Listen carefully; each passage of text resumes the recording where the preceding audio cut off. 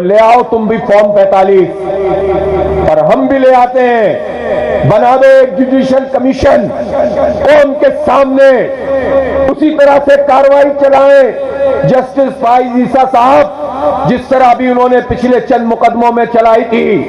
ایک ایک فارم آتا جائے گا اور ان کالے آزماؤں کا اور ان جمہوریت پر شبخون مارنے والوں کا اور ان کے اعلی کاروں کا چہرہ بے نقاب ہوتا چلا جائے گا، اور یہ ہمیشہ کے لیے ہمارے سروں سے ہٹ جائیں گے۔ اور سامنے فارم 45 لے کر آؤ۔ فارم 45 کے علاوہ ہم کسی حکومت کو نہیں مانتے، اس لیے کہ یہ جبراً ہم پر مسلط کیے گئے ہیں، اور یہ بات ہم نہیں کہہ رہے، یہ تو کاکڑ صاحب فرما رہے ہیں۔ کاکڑ صاحب کون تھے؟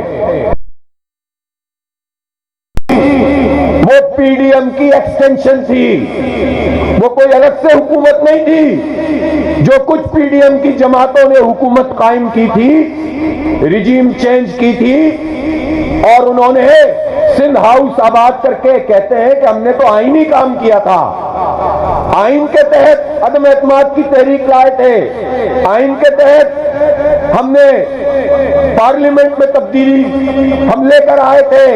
یہ سندھ ہاؤس میں جو کچھ ہو رہا تھا وہ کون سے آئین میں لکھا ہوا ہے؟ اور یہ سوال ہمارا مسٹروں سے بھی ہے، مولاناؤں سے بھی ہے۔ اور حوصلہ بڑھاتی ہوئی ماؤں کو سلام، بھائیوں کے جذبہ خدمت کا شکریہ، اس شہر کے جب تم سندھ ہاؤس اور پنجاب ہاؤس آباد کر کے انسانوں کی قیمتیں لگاؤ گے، ہارس ٹریڈنگ کرو گے، لوٹے اور لٹیروں کو ہم پر مسلط کرو گے، اور پھر اس کے بعد 16 مہینے تباہ کر دو گے اس ملک کی معیشت کو، مزید IMF کا غلام بناؤ گے، مزید بجلی مہنگی کرو، مزید گیس مہنگی کرو، اور پھر اپنی ہی مرضی کی ایک کیئر ٹیکر گورنمنٹ لے آؤ، اور پھر وہ کیئر ٹیکر گورنمنٹ بھی کہے کہ ہم تو معیشت ٹھیک کرنا چاہتے ہیں، IMF کا مسئلہ ہے اس کو حل کرنا چاہتے ہیں، ان کی شرائط پوری کرنا چاہتے ہیں، عوام کو قربانی دینی چاہیے۔ بجلی کی قیمت بڑھائی، لوگ بل بلانے لگے، گیس کی قیمت 4 گنا بڑھا دی، پریشان ہو گئے لوڈ شیڈنگ الگ ہے، برباد کر کے رکھ دیا، صنعتیں تباہ ہو رہی ہیں، چھوٹی صنعتیں تباہ ہو رہی ہیں، کہاں سے پورا کریں، کہاں سے مارکیٹ میں کمپیٹ کریں؟ یہ سب کچھ تباہی ہوئی، اور پھر کیا کام کیا؟ پھر یہ کام کیا کہ وہ گندم کہ جس میں ہم خود کفیل تھے کہ چلیں کچھ نہیں تو اپنا اگا رہے ہیں، اپنا کھا لیں گے، گندم ہمارے پاس موجود تھی، کوئی 40-50 لاکھ ٹن موجود تھی، لیکن پھر بھی اسی کیئر ٹیکر گورنمنٹ نے جو پی ڈی ایم کا ایکسٹینشن تھی اس نے اس وقت پاکستان کو $1 بلین کا نقصان پہنچایا، جب $1 کے لیے مارے پھر رہے تھے، بھکاری بنے ہوئے تھے ہمارے حکمران، کبھی ادھر جا رہے تھے کبھی ادھر جا رہے تھے۔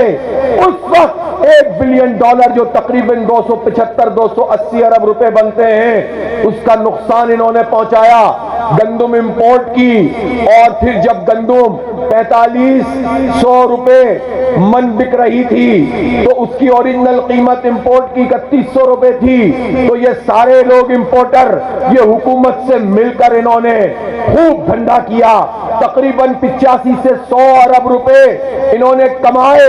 یہ اکیلے نہیں کمائے ہوں گے، سب کو بانٹے ہوں گے، جو جتنا ملک میں طاقتور ہے وہ اتنا حصہ وصول کرتا ہے۔ سب جانتے ہیں یہ کیا دھندا چل رہا ہے،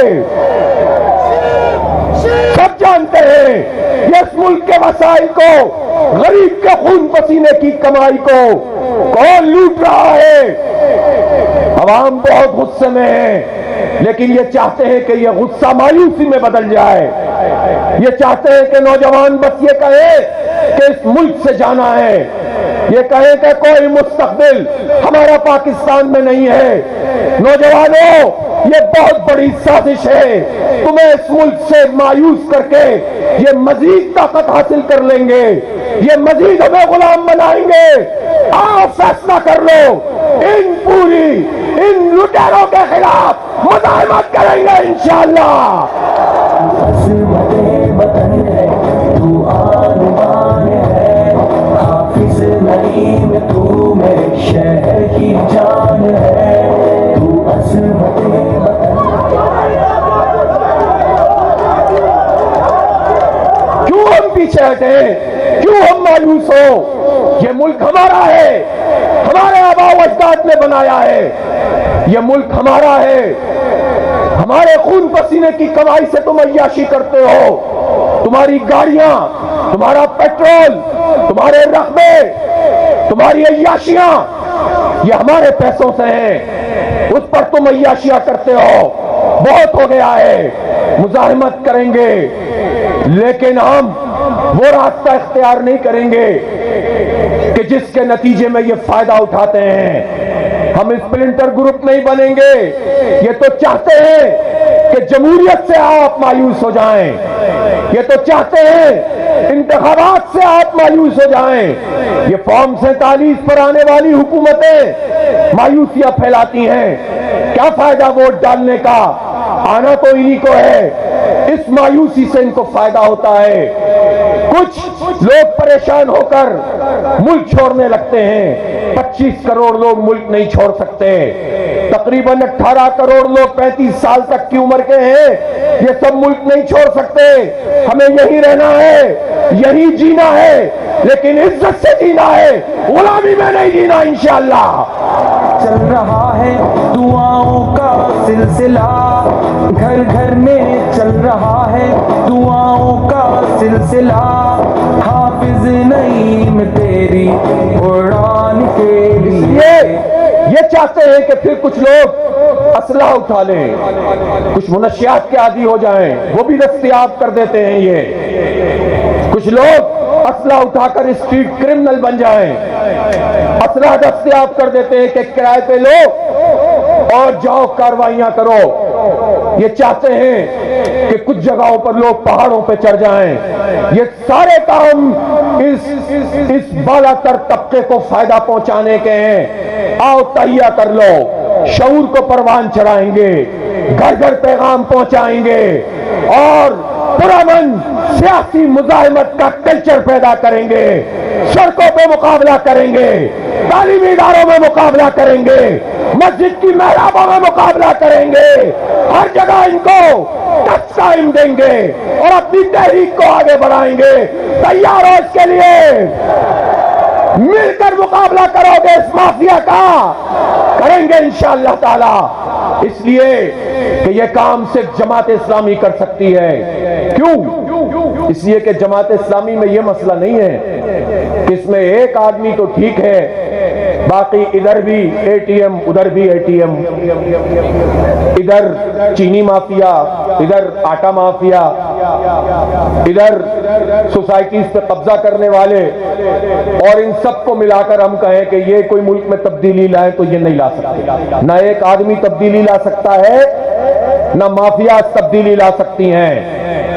اس ملک میں اگر کوئی نظام بدل سکتا ہے تو وہ نظریاتی گروہ جو منظم ہو, جس کو یہ پرابلم نہ ہو, جس کو یہ اپنی فائلوں کا مسئلہ نہ ہو, وہ لوگ, اور بڑی تعداد میں وہ لوگ جو اس ملک کے خیر خواہ ہوں, جو خدمت کا جذبہ رکھتے ہوں, جو پیسے وصول کرنے کے بجائے اپنی جیب سے پیسے لگاتے ہوں. یہ جماعت اسلامی ہے جو کارکن کے چندے سے چلتی ہے, الیکٹیبل کی طاقت سے نہیں چلتی.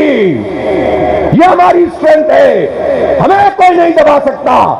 اگر چند الیکٹیبل ہوتے ہیں تو ان کو قابو کر کے پارٹیوں کی پارٹیاں قبضے میں آ جاتی ہیں. جماعت اسلامی کو کوئی نہیں دبا سکے گا انشاءاللہ.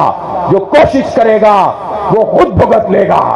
اس لیے جماعت اسلامی یہ کام اس لیے کر سکتی ہے کہ ہم اپنی ذات کے لیے یہ کام نہیں کر رہے، بلکہ اللہ رب العالمین کی سرخروئی کے لیے کر رہے ہیں۔ ہم دین کی اقامت سمجھ کر اس کام کو کرتے ہیں، ہم سیاست کو عبادت سمجھ کے کرتے ہیں۔ ہمارے نبی پاک صلی اللہ علیہ وسلم نے فرمایا تھا کہ بنی اسرائیل کی سیاست کون کرتے تھے؟ بنی اسرائیل کی سیاست بنی اسرائیل کے انبیاء کرتے تھے۔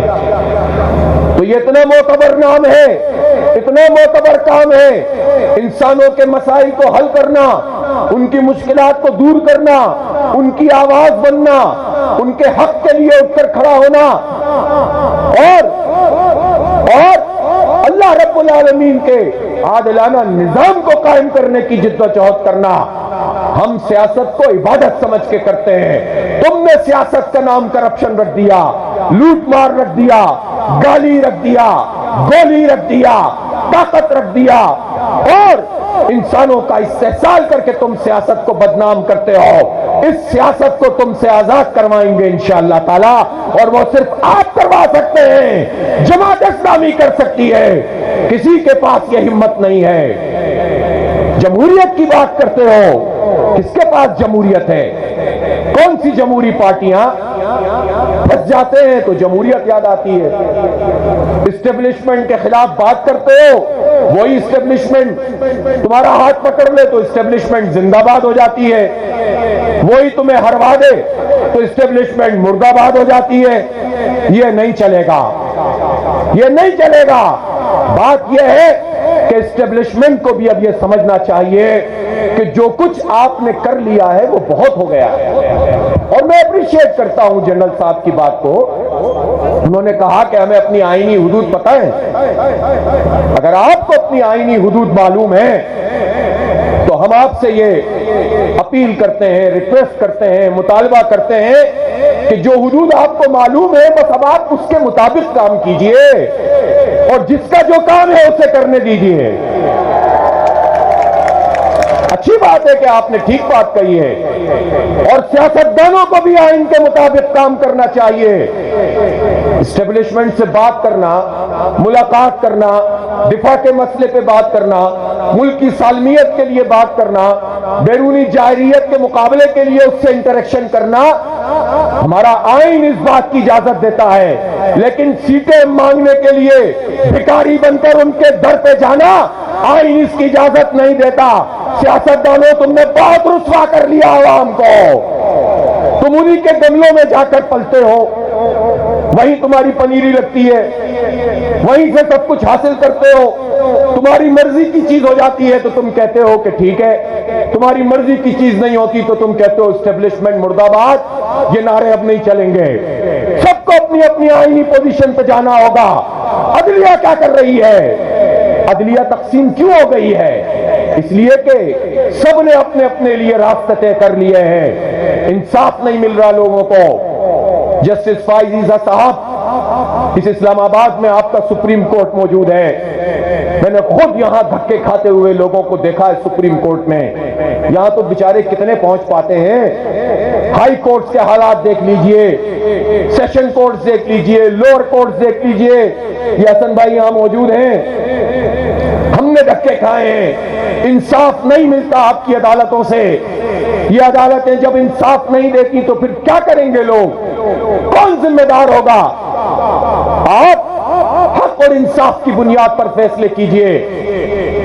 آپ نے کہا کہ وزیر اعظم تھے جب ذوالفقار علی بھٹو صاحب کو پھانسی دی گئی، ان کا کیس آپ نے چلایا، لیکن آپ نے یہ نہیں پوچھا کہ جو بے نظیر کو قتل کیا گیا تھا یہاں پر، اور اس کے بعد 5 سال تک زرداری صاحب صدر رہے تھے، مسلسل حکومتوں میں موجود ہیں اور اب دوبارہ صدر بن گئے، آپ نے ان سے نہیں پوچھا کہ ان کے قتل کے مقدمے کا کیا ہوا؟ یہ سوال آپ نہیں کرتے تو پھر لوگ کہتے ہیں نا کہ یہ سارے کے سارے ملے ہوئے ہیں، تو لوگ کہتے ہیں تو پھر کیا غلط کہتے ہیں؟ آپ نے وہ مسئلہ تو نہیں اٹھایا۔ اور اس وقت جو جمہوریت پہ شبخون مارا گیا، اس وقت جو فارم 45 کی بے توقیری کی گئی، عوام کے مینڈیٹ پہ قبضہ کیا گیا، اس سے بڑھ کر کوئی المیہ ہو سکتا ہے ملک کے لیے؟ تو ہونا تو یہ چاہیے تھا کہ جو بھی آپ نے طریقہ وضع کیا ہے کہ آپ نے کہا کہ 100 موٹو اکیلے نہیں لیں گے، لیکن آپ نے ایک طریقہ کار طے کیا ہے نا، آپ اس کے مطابق ایکشن لیجیے۔ آپ اس پر تو کیا ایکشن لیں گے جو کیسز موجود ہیں؟ اب جو کیس موجود ہے کہ جس میں ریزرو سیٹیں، خواتین کی نشستیں بانٹ دی گئی ہیں اور لوگوں نے قبول بھی کر لی ہیں، تو کم از کم اس کیس کا تو جلدی فیصلہ کیجئے۔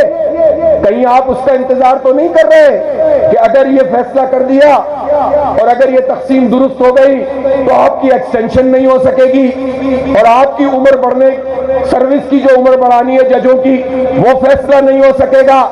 تو اگر آپ ایسا سوچ رہے ہیں تو بہت غلط سوچ رہے ہیں۔ آپ کو قانون کے مطابق سوچنا چاہیے، آپ کو عدل اور انصاف فراہم کرنا چاہیے۔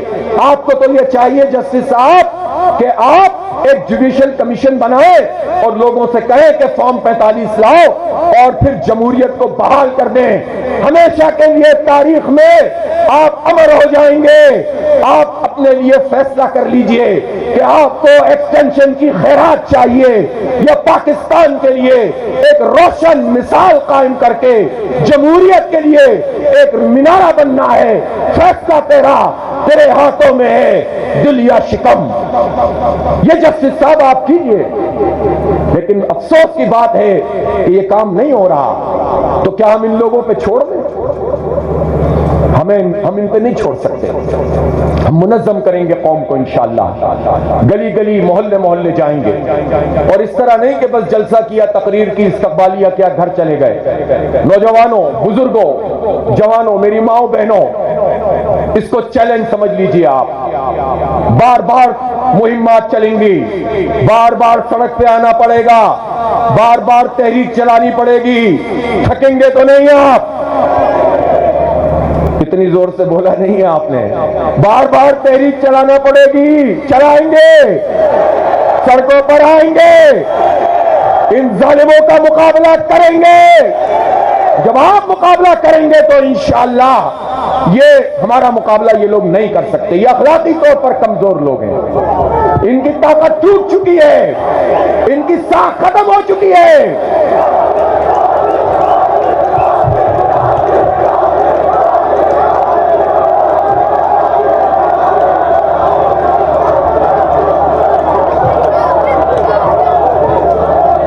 آج کے بعد اس بات کو سمجھ لیجئے۔ مجھے ابھی نصر اللہ بھائی بتا رہے تھے کہ یہاں سی ڈی اے اتنا مشہور ادارہ ہے، اتنا مشہور ادارہ ہے کہ بس اس کا نام لیجئے اور لوگوں سے باتیں سن لیجئے۔ لیکن یہ سی ڈی اے اب تک کیا کام ہوتا ہے؟ میاں اسلم صاحب فون کرتے ہیں کہ یار اس بندے کا یہ والا کام کروا دو، اس بندے کا وہ والا کام کروا دو، کہیں چودھری صاحب، کہیں نصر اللہ بھائی، کہیں کوئی۔ تو وہ کیا کہا تھا، ہر طری بری کی جو بات تھی جو اقبال کے کلام کے اوپر لکھی ہوئی ہے، مرد ناداں پر پھول کی پتی سے کٹ سکتا ہے ہیرے کا جگر۔ ہیرا کتنی ہارڈ وہ ہے، وہ ایلیمنٹ کیا ہے، وہ ڈائمنڈ، کاربن ہے نا، سب سے ہارڈ، لیکن پھول کی اس پتی سے ہیرے کا جگر تو کٹ سکتا ہے۔ اور مرد ناداں پر کلام نرم و نازک بے اثر، جو مرد ناداں ہیں اس پر یہ نرم و نازک کلام نہیں چلتا۔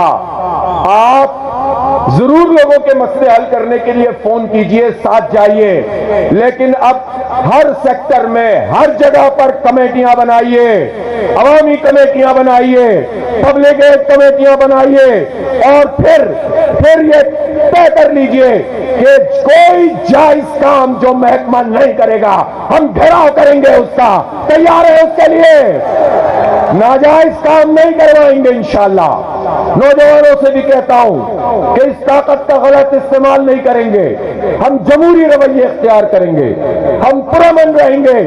اللہ تعالیٰ نے آپ کی پرامن اجتماعیت میں بھی بڑی طاقت اور قوت دی ہے۔ گلی گلی، محلے محلے آپ کمیٹیاں قائم کریں اور پھر دیکھیں کہ کوئی محکمہ آپ کی بات کیوں نہیں سنتا۔ جو ظلم کرے گا اس کا مقابلہ کرنے کے لیے آپ تیار ہو جائیں، سڑکوں پہ آنے کے لیے تیار ہو جائیں۔ انشاءاللہ جماعت اسلامی کا نام ہی کافی ہوگا اور لوگوں کے مسئلے بھی حل ہوں گے اور لوگ آپ کے ساتھ منظم ہوتے چلے جائیں گے۔ اس لیے اس چیلنج کو قبول کریں۔ دوسری بات یہ ہے کہ آپ اپنے دلوں کو وسیع کریں، اپنے بازوؤں کو کھول دیں، اپنے ساتھ لوگوں کو چلنے کی صلاحیت پیدا کریں۔ لوگ بہت پریشان ہیں، لوگ بہت دبے ہوئے ہیں، بہت پسے ہوئے ہیں۔ جماعت اسلامی اب سب کی جماعت بنے گی انشاءاللہ۔ جماعت اسلامی ہر نوجوان کی جماعت ہے، جماعت اسلامی ہر خاتون کی جماعت ہے، ہر مرد کی جماعت ہے۔ جماعت اسلامی تو مائنورٹیز کی جماعت ہے۔ جتنی عزت، جتنا وقار اور جتنے بہترین طریقے سے جماعت اسلامی اپنی مائنورٹیز کو لے کر چلتی ہے، کوئی جماعت لے کر نہیں چلتی۔ ہم انسانیت کے حوالے سے کام کرتے ہیں، ہم سب کو ساتھ لے کر چلنے کی صلاحیت رکھتے ہیں۔ سب کو ساتھ لے کر چلیں، سب کو آگے بڑھائیں، اس جماعت کے دروازے سب کے لیے کھول دیں اور منظم طریقے سے کام کریں، لیکن اس کے ساتھ ساتھ اپنی فکری اور نظریاتی تربیت کا بھی اہتمام کریں۔ اللہ کے آگے جھکیں، اسی سے طلب کریں، اپنے دلوں سے خوف نکال دیں۔ یہ لوگ چاہتے ہیں کہ یہ خوف پیدا کریں۔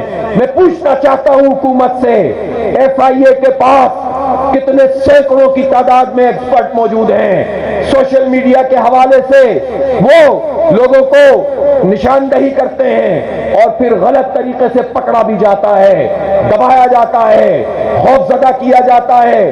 میں کسی غلط آدمی کی وکالت نہیں کرتا جو سوشل میڈیا سے ملک کے خلاف، دین کے خلاف، آئین کے خلاف کام کرتا ہے، ہم اس کے کبھی وکیل نہیں بن سکتے۔ لیکن اگر کوئی اپنی آواز بلند کرتا ہے، اگر کسی ظلم کے خلاف کوئی بولتا ہے، اگر کوئی اظہار رائے، وہ اظہار رائے ہے جو ہماری آئینی حدود میں رہتے ہوئے ہے، تو کس نے تمہیں حق دیا ہے کہ تم ان کی آوازیں بند کرو؟ اور ایف آئی اے سے کام نہیں چلا تو کل کیا تھا؟ کل پوری دنیا میں internationally world freedom of speech day تھا، اظہار رائے کی آزادی کا دن تھا، اور کل ہی ہماری اس نالے آزما حکومت نے اس نے یہ کام کیا کہ اب ایف آئی اے سے کام نہیں چلے گا، ایک اور ایجنسی بنا دی ہے اور وہ چاہتے ہیں کہ یہ آواز آپ کی خاموش کر دیں۔ نہیں ہو سکے گا۔ حکومت سے کہتا ہوں کہ سن لو، تم جو سوشل میڈیا کے بارے میں سمجھتے ہو کہ ٹویٹر یا ایکس بند کر کے تم آواز بند کر دو گے، یہ نہیں چلے گا۔ یہ تو امریکہ میں بھی نہیں چل رہا۔ امریکہ میں دیکھ لو، کولمبیا ہو، ورجینیا ہو، نیو یارک ہو، واشنگٹن ہو، سارے امریکہ میں اس وقت اور یورپ میں نوجوان نکل آئے ہیں اور احتجاج کر رہے ہیں۔ پولیس لائی جا رہی ہے، فوج لائی جا رہی ہے، سب کا ایک نعرہ ہے کہ فلسطین میں جنگ بندی کروائی جائے۔ اسرائیل کے خلاف لوگ کھڑے ہوئے ہیں، غزہ کے حق میں کھڑے ہوئے ہیں، اور امریکی ریاست، امریکی حکومت ناکام ہو گئی ہے۔ نہیں ہو رہا ان سے میڈیا کنٹرول، اور نہیں ہوگا تم سے میڈیا کنٹرول، نہ امریکہ سے ہوگا، نہ امریکی غلام پاکستانی حکومت سے ہوگا۔ تم آزادی پر، تم رائے پر پہرے نہیں بٹھا سکتے ہو، اس لیے یہ کام مت کرو، آنکھ سے مت کھیلو۔ ہاں، حدود کا تعین کرو اور اس کے مطابق اتفاق رائے پیدا کرو۔ اس لیے اس طرح کے ادارے کبھی بھی تمہارے مقاصد پورے نہیں ہونے دیں گے۔ اس چیلنج کو بھی ہمیں لے کر چلنا ہے، اور ہم یہ دیکھتے ہیں کہ کتنی بڑی مافیا ہے۔ میں نے آپ کو بتایا کہ گندم 1 ارب ڈالر جب ہم یو اے ای کے پاس جا رہے تھے، سعودی عرب کے پاس جا رہے تھے، چائنا کے پاس جا رہے تھے، 1 ارب ڈالر دے دو، 2 ارب ڈالر دے دو۔ آئی ایم ایف کہہ رہا تھا ہماری شرائط پوری کرو تو ہم تمہیں 1.5 بلین ڈالر کی قسط جاری کریں گے۔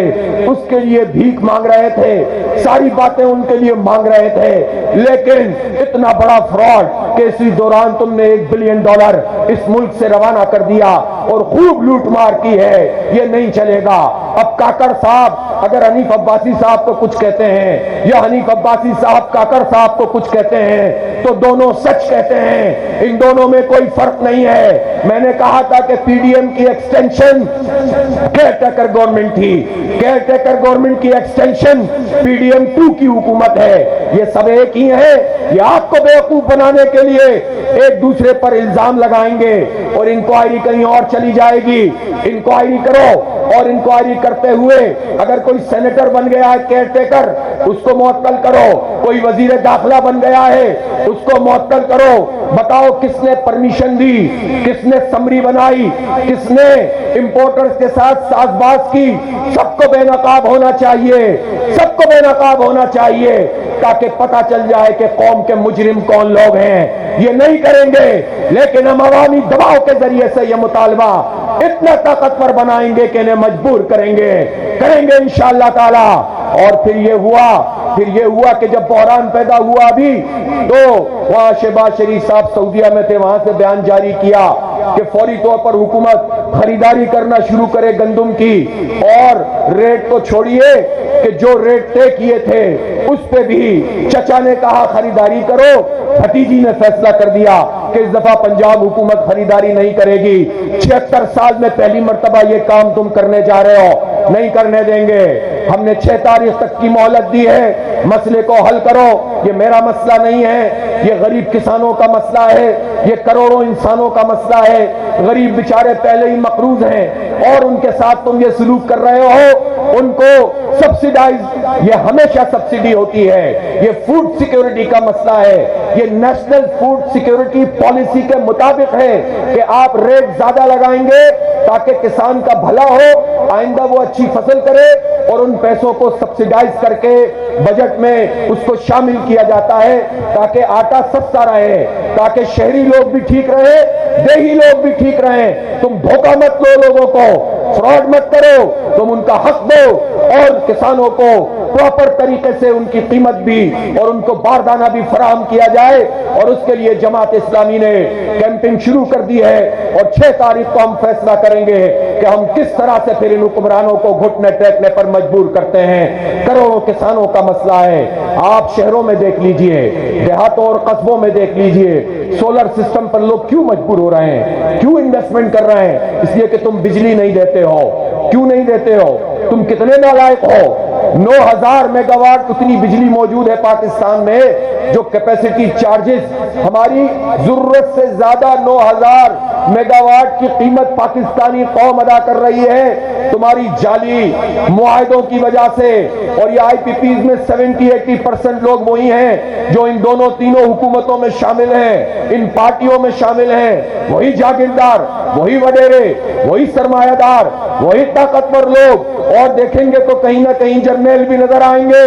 اور یہ سب وہ لوگ ہیں جنہوں نے جعلی معاہدے کر کے ہمارا خون پسینہ نچوڑ رہے ہیں اور بحران پیدا کر رہے ہیں. اور ایک طرف تو ہم کیپیسٹی چارجز کے نام پر ہزاروں ارب روپے دے رہے ہیں, اور دوسری طرف کیا ہو رہا ہے کہ بجلی کی سپلائی بھی پوری نہیں ہوتی. لوڈ شیڈنگ اس لیے ہوتی ہے کہ انہوں نے سسٹم ڈیولپ نہیں کیا, لائن لاسز بڑھتے چلے جا رہے ہیں. کہ الیکٹرک مافیا منی پاکستان کراچی میں اس کو مسلط کر کے رکھا ہے کہ الیکٹرک کو, اور من چاہے ان کو ٹیرف فراہم کر دیتے ہیں, فیول ایڈجسٹمنٹ چارجز دے دیتے ہیں.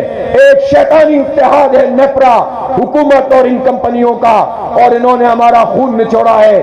تو ہم کیا کریں کہ انہوں نے اس طرح سے آئی پی پیز کے ذریعے سے ہمارا استحصال کیا ہے. اور جب لوگ سولر پر آ گئے ہیں, جب لوگ خود کفیل ہونا چاہتے ہیں, تو اب یہ ڈرا رہے ہیں کہ اب سولر کے اوپر بھی ٹیکس لگا دیں گے. او ظالموں, تم سورج پہ بھی ٹیکس لگا رہے ہو, تم ہوا پہ بھی ٹیکس لگا رہے ہو. بہت ہو گیا ہے. اب تم اس قابل نہیں رہو گے کہ ہم پر ظلم کر سکو, لیکن اس کے لیے آپ کو بیدار ہونا پڑے گا, جد و جہد کرنی پڑے گی, آگے بڑھنا پڑے گا. اس لیے میں جماعت اسلامی کے کارکنوں سے, پاکستان کے عوام سے, نوجوانوں سے کہنا چاہتا ہوں کہ یہ صرف سیاسی تقریروں کا معاملہ نہیں ہے, ہمارے مستقبل کا معاملہ ہے, ہمارے پاکستان کا معاملہ ہے. اس کو اگر بچانا ہے, منظم تحریک آگے بڑھانی ہوگی, پرامن تحریک آگے بڑھانی ہوگی, سیاسی مزاحمت کا کلچر پیدا کرنا ہوگا, الیکٹیبل کی سیاست کو خیر بات کہنا ہوگا. آپ میں سے ہر آدمی ہمارا کینڈیڈیٹ ہے, پوری جماعت اسلامی کینڈیڈیٹ ہے. میاں صاحب آپ کی کینڈیڈیٹشپ آج سے میں ختم کرنے کا اعلان کر رہا ہوں. یہ سب کینڈیڈیٹ ہیں, یہ سب کینڈیڈیٹ ہیں, یہ جماعت اسلامی ہے, یہ لڑے گی اب انشاءاللہ. اور جب انتخاب آئے گا تو دیکھیں گے. ابھی تو سیاسی عمل کو آگے بڑھائیے, عوام کے مسئلے حل کیجئے, عوام کے لیے جد و جہد کیجئے اور آگے بڑھتے چلے جائیے تاکہ اس کے نتیجے. چودھری صاحب آپ کی بھی ختم ہو گئی ہے, آپ نہیں ہنسیں. چودھری صاحب بھی ختم. اب آپ سب ہیں, سب امیدوار ہیں, سب جماعت اسلامی ہیں, سب ترازو ہیں, سب جماعت کا پرچم ہے, جب سب پاکستان کا جھنڈا ہے. اس لیے وہ انتخاب جب آئے گا تو دیکھیں گے. ابھی تو ذرا بلدیاتی انتخاب کروائیے. نصر اللہ بھائی, بلدیاتی انتخاب کہاں پہنچا؟ کہیں نہیں پہنچا. یہ ظالم نہیں کروانا چاہتے. یہ جو بھی آتا ہے انتخاب نہیں کرانا. یہ اپنے ہی پارٹی کے نچلی سطح پر اختیارات نہیں دینا چاہتے. یہ کیسی جمہوریت کی بات کرتے ہیں؟ نہ پارٹی میں جمہوریت, وصیت اور وراثت پہ پارٹیاں چلاتے ہیں. فیملی انٹرپرائزز چل رہی ہیں, ڈکٹیٹرشپ پہ پارٹیاں چل رہی ہیں. کیا مسٹر کیا مولانا, خاندان کی جاگیر پر چل رہے ہیں. یہ نہیں چلے گا, یہ نہیں چلے گا. اب وہی پارٹی آگے بڑھے گی جو خود جمہوری ہوگی, جمہوری جس کا مزاج ہوگا, منظم ہوگی, قوم کو منظم کرنے کی صلاحیت رکھی ہوگی, اور وہ جماعت اسلامی ہے انشاءاللہ تعالی. اس لیے ہم سب آگے بڑھیں گے اور ہمارے پاس ایک قومی ایجنڈا ہوگا. ہم متناسب نمائندگی اس ملک میں لانا چاہتے ہیں. دیہات کا آدمی, شہر کا آدمی جب ووٹ کاسٹ کرے تو اسے پتا چلے کہ میرا ووٹ پورے ملک میں کاؤنٹ ہوگا. متناسب نمائندگی پہ جمہوریت ہونی چاہیے, الیکٹیبل کی سیاست ختم ہونی چاہیے, جمہوریت پارٹیوں میں ہونی چاہیے, طلبہ یونین ان کو بحال ہونا چاہیے, مزدوروں کو حق ملنا چاہیے, خواتین کو عزت ملنی چاہیے, وراثت میں ان کو حق ملنا چاہیے. اور وہ مطالبہ پیدا کریں, وہ تحریک پیدا کریں, اتنا زبردست یہ مطالبہ پیدا کر دیں کہ پاکستان میں کوئی بھی بیٹھا ہوا ہو وہ مجبور ہو جائے کہ ایسا قانون پاس ہو اور اس پر عمل درآمد ہو کہ جو اپنی بہن کو, جو اپنی بیٹی کو, جو اپنی گھر کی خواتین کو وراثت میں حصہ نہیں دیتا وہ سرکاری افسر نہیں رہے گا, وہ فوج کا افسر نہیں رہے گا, وہ بیوروکریٹ نہیں رہے گا, وہ سیاست کے قابل نہیں رہے گا. یہ مطالبہ صحیح ہے یا غلط ہے؟ اپنی بہنوں کے لیے, اپنی بیٹیوں کے لیے, اپنی ماں کے لیے ہم یہ مطالبہ معاشرے میں لے کر جائیں گے انشاءاللہ اور منوائیں گے. ہم تعلیم دینا چاہتے ہیں. 2,62,00,000 لوگ بچے جو 5 سال سے 15-16 سال تک کی عمر کے ہیں, اسکول گوئنگ ہونا چاہیے. 2,62,00,000 لوگ آؤٹ آف اسکول ہیں. یہ کیا اندھیر نگری چوپٹ راج ہے؟ بہت تم پڑھے لکھے ہو, 76 سال سے قوم کو تم نے جاہل بنایا ہے. اب یہ جہالت نہیں چلے گی. 2 کام کریں گے آپ, ایک تو جگہ جگہ تعلیم کے حق کے لیے تحریک کو چلائیں گے اور دوسری طرف جو ہم خود کر سکتے ہیں وہ کریں گے. بنو قابل پروگرام کراچی سے چلا, اسلام آباد تک پہنچا ہے, لیکن اس کو بہت بڑے اسکیل پر لے کر چلنا ہے. اپنی بیٹیوں کو پڑھائیں گے, اپنی بچیوں کو پڑھائیں گے, اپنے بچوں نوجوانوں کو پڑھائیں گے, فری اسکالرشپ پروگرام شروع کریں گے اور بڑے اسکیل پر اس کام کو کریں گے انشاءاللہ تعالی. ہم پہلے ہی خدمت کے میدان میں آگے ہیں. ہمارا ایجنڈا تعلیم کا ہے, خدمت کا ہے, جمہوری آزادی کا ہے, اور ہمارا ایجنڈا قوم اور ملک کی آزادی کا ہے. اصل آزادی کہ جس کے نتیجے میں یہ ملک اور قوم آگے بڑھے, نہ صرف عالم اسلام کو بلکہ پوری دنیا کو لیڈ کرے. یہ صلاحیت یہ ملک رکھتا ہے. اس صلاحیت سے ان ظالموں نے اس کو محروم کیا ہے. پاکستان فلسطینیوں کی آواز کب بنا تھا؟ جب پاکستان نہیں بنا تھا. تب سے آل انڈیا مسلم لیگ فلسطینیوں کے لیے قراردادیں پاس کرتی تھی. 23 مارچ 1940 کو قرارداد لاہور میں 2 قراردادیں پاس ہوئی تھیں, ایک پاکستان کے لیے اور ایک فلسطینیوں کے لیے. اور اس وقت جب اسرائیل کا ناسوٹ ہمارے قلب میں لا کر بٹھایا جا رہا تھا تو قائد اعظم نے کہا تھا یہ ناجائز حکومت ہے، یہ اسرائیل مغرب کا ناجائز بچہ ہے، اس کو کبھی قبول نہیں کریں گے۔ ہم دیکھتے ہیں کہ ایسی آوازیں اٹھنے لگتی ہیں کہ جیسے اسرائیل کو تسلیم کیا جائے۔ سوچنا بھی مت، غور بھی مت کرنا، جس نے اس آگ سے کھیلنے کی کوشش کی اسی آگ میں بھسم ہو جائے گا انشاءاللہ۔ اللہ اور رسول کی پھٹکار بھی ہوگی، غزہ کے شہیدوں کی پھٹکار بھی ہوگی، ان کے خون کی پھٹکار بھی ہوگی، اور ہم بھی نہیں چھوڑیں گے تمہیں۔ سن لو، مت سوچنا، مت امریکی غلامی میں یہ ارادہ کرنا، کوئی اسرائیل نہیں، اس کو انشاءاللہ نابود ہونا ہے۔ حماس کے مجاہدوں کو سلام، غزہ کے مزاحمت کاروں کو سلام، ان شہیدوں کو سلام، ان بچوں کو سلام، ان ماں بہنوں کو سلام، اسماعیل ہنیہ کو سلام کہ 60 لوگ جس کے خاندان کے شہید ہو چکے، 3 جوان بچے شہید ہوئے، پوتے پوتیاں نواسے نواسیاں شہید ہوئے، کس عزم کے ساتھ دونوں میاں بیوی ڈٹ کر پوری دنیا کو فیس کر رہے تھے۔ یہ ہیں لوگ جو مشعل راہ ہیں ہمارے لیے۔ امریکہ ان کو دہشت گرد کہتا ہے۔ وہ تو الیکشن بھی جیتے تھے، تم نے نہیں جیتنے دیا۔ وہ تو خدمت بھی کرتے ہیں، تم نہیں کرنے دیتے۔ وہ مزاحمت کرتے ہیں، اقوام متحدہ کے چارٹر کے مطابق قابض فوج کے خلاف لڑنا، ہتھیار اٹھانا جائز ہے، لیجیٹیمیٹ ہے۔ تو امریکہ جو خود دہشت گرد ہے، ہیروشیما ناگاساکی پر بم پھینکنے والا، ویتنام میں لاکھوں لوگوں کو قتل کرنے والا، افغانستان میں تہس نہس کرنے والا انسانوں کو، عراق میں قتل کرنے والا، حکومتوں کو ٹوپل کرنے والا، کروڑوں ریڈ انڈین کی لاشوں پہ بنا ہوا امریکہ حماس جیسی جمہوری جماعت کو دہشت گرد کہتا ہے۔ امریکہ سب سے بڑا دہشت گرد ہے، اسرائیل دہشت گرد ہے، بھارت کشمیر میں دہشت گردی کر رہا ہے۔ اس لیے حکمرانوں منہ میں گھنگنیاں کیوں ڈالے ہوئے ہو؟ کیوں نہیں بولتے کہ ہم حماس کے ساتھ ہیں، فلسطین کے ساتھ ہیں؟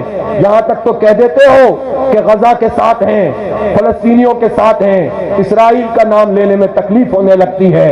اسرائیل کا نام لیتے ہوئے کیوں تکلیف ہوتی ہے؟ اس لیے کہ امریکہ منع کرتا ہے۔ مذمت کرو اسرائیل کی۔ یہ پارٹیاں کیوں مذمت نہیں کرتی؟ یہ بڑی بڑی جمہوریت کا نام لینے والی پارٹیاں کیوں اسرائیل کو دہشت گرد نہیں کہتی؟